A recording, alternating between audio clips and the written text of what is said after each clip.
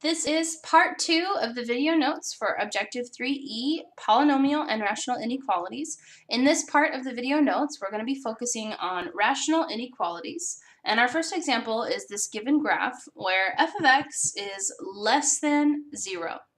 So when you're looking at a rational inequality, the zeros of the numerator are part of your intervals, but the zeros of the denominator, your asymptotes, are also part of the intervals. So in this picture, I have an interval from negative infinity to about, well, that's actually supposed to be exactly -4, but it's not graphed that well. And then I have another interval from -4 until the asymptote. And then I have another interval from the asymptote to the next 0. Another interval from that 0 to the asymptote. Another interval from the asymptote to the next 0. And finally, my final interval from that 0 all the way to positive infinity. For which of these intervals is the graph less than 0, which means below the x-axis? Well, the first interval is positive. This interval is negative. This interval is positive. The next interval is negative. And again, we have a positive and then a negative. So our final answer is -4 to -2, union 0 to 3, union 4 to infinity. For the next example, we have to sketch our own graph of the rational function before we can solve it. So we're taking a look at x minus 1 over x squared minus 4 is greater than or equal to 0. And we're going to start by factoring that denominator. And this gives me 3 key features, which are the x-intercept, the vertical asymptotes, and then I can find the y-intercept and the horizontal asymptote from the pre-factored equation. Go ahead and draw a vertical asymptote through -2, a vertical asymptote through +2, and put a 0 at 1, 0. Because the degree in the numerator is less than the degree in the denominator, I know the x-axis is an asymptote.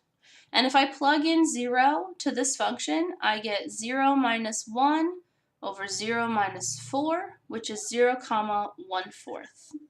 This gives me the impression that the middle portion of this graph looks cubic, so that I can pass through these two intercepts smoothly. And then I just need to test points on the left and the right of the graph. So I'm going to test f of -3, which gives me -3 minus 1 over -3 plus 2 times -3 minus 2, which is a negative, negative, negative.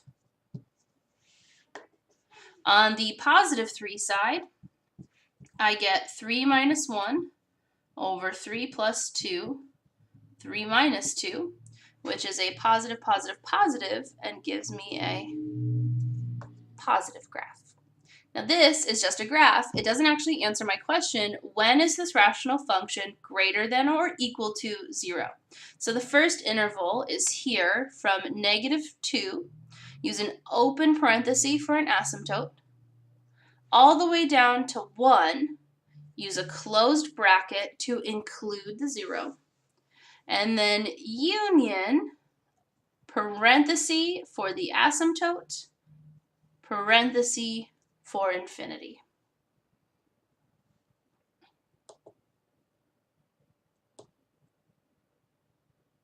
For the next two examples, we want to repeat this process, but instead of using a graph, we're going to take our x-intercept and our asymptotes and create a number line to test points.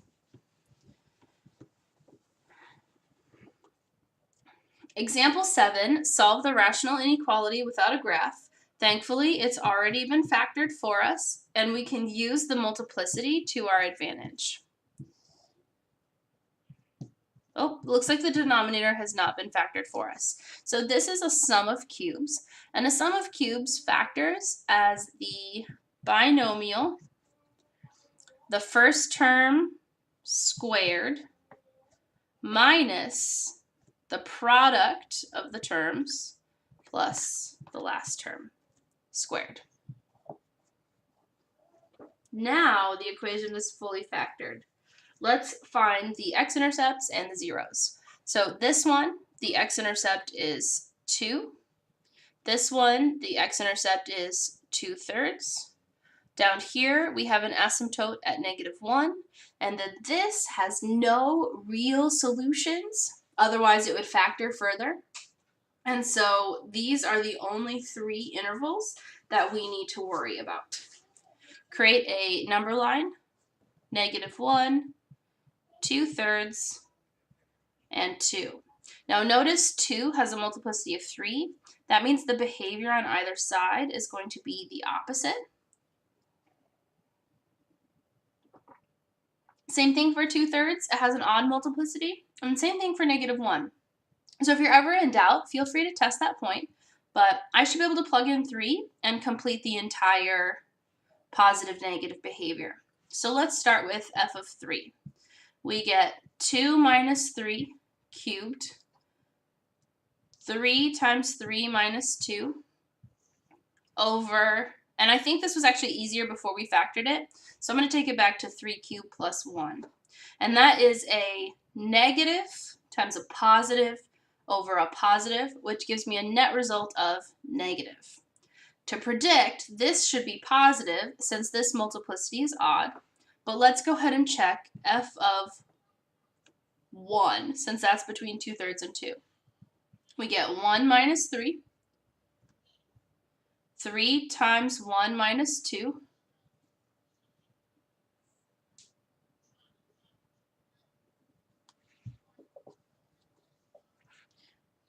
we get 2 minus 1, 3 times 1 minus 2, and 1 cubed plus 1.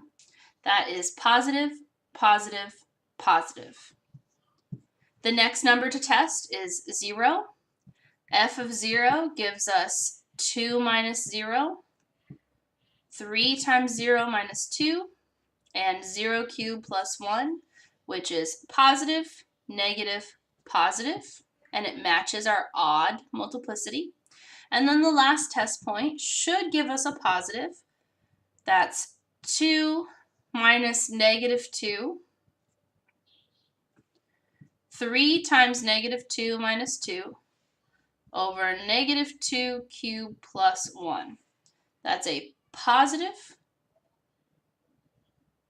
that's a negative, and that's a negative, which gives us a net result of positive.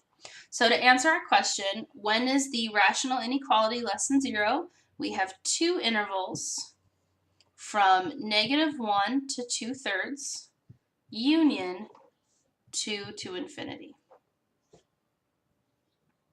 Last example is another rational inequality, although this one is interesting because it asks when is it less than 3 instead of less than 0.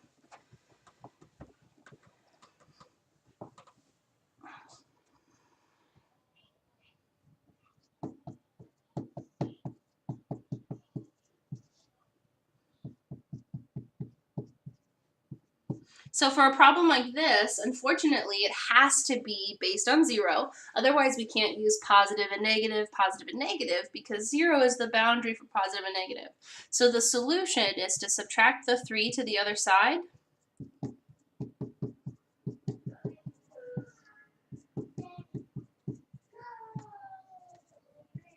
And get a common denominator.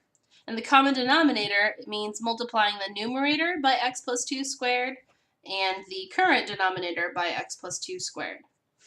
So my new numerator is 3x squared plus 13x plus 9 minus 3 times x plus 2 squared. And my common denominator is x plus 2 squared. We have to fully simplify this. So we're going to start by multiplying x plus 2 times x plus 2 to simplify the x plus 2 squared. That's going to get us 3x squared plus 13x plus 9 minus 3 times x squared plus 4x plus 4. You can test that out by doing x plus 2 times x plus 2. Now it is over the x plus 2 squared, but I want to keep simplifying my numerator before I bring back my denominator. Now we have minus 3x squared minus 12x minus 12. Combining like terms, I get x minus 3 over x plus 2 squared is less than or equal to 0. And I'm ready to set up my number line. I only have two key features in this example. I have a asymptote at -2 with a multiplicity of 2, and I have a 0 at 3 with a multiplicity of 1. I should be able to test 0.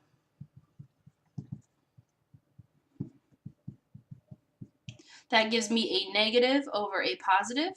And because this is a multiplicity of 2, I expect a negative on the other side. And because this is a multiplicity of 1, I expect a positive on the other side. But I can also test that by plugging in 4, positive over positive, and by plugging in -3.